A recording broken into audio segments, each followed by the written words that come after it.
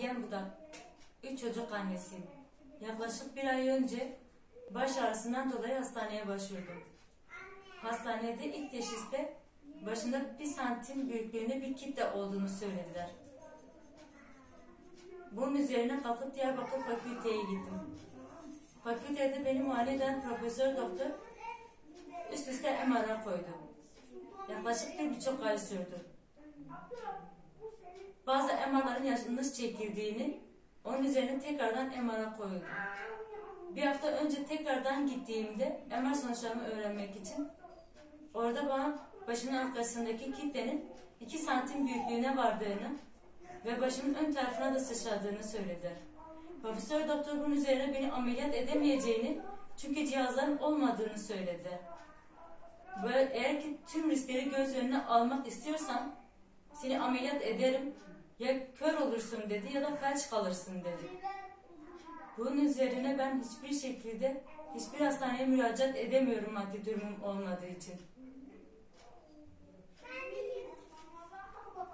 3 çocuğum hatırına sizden yardım istiyorum. Eşim bir ay önce baş ağrısıyla hastaneye müracaatta bulundu. MR'ı çekildi. 1 santimlik büyüklüğünde bir kitle başında tespit edildi. Ondan sonra fakülteye başvurduk. Profesör doktorun yanına gittik. Tekrardan MR çektiler. Bir ay boyunca sürekli MR. Bu geçen hafta son MR'ımızı çektik. Fonksiyonel MR çektik. Arka tarafta 1 santimlik büyüklüğündeki kitle 2 santime ulaşmış. Bu başının ön tarafına da sıçramıştır. Doktorla konuştuk. Doktor diyor elimizde böyle bir cihaz yoktur. Ameliyat edecek imkan yoktur dedi. Ben bu ameliyatı yapamam. Bu ameliyata giremem. Maddi imkanlarımızdan dolayı başka bir hastaneye de müracaat edemiyoruz. Ben üniversite mezunuyum, boştayım. Eşim de 3 çocuk annesidir.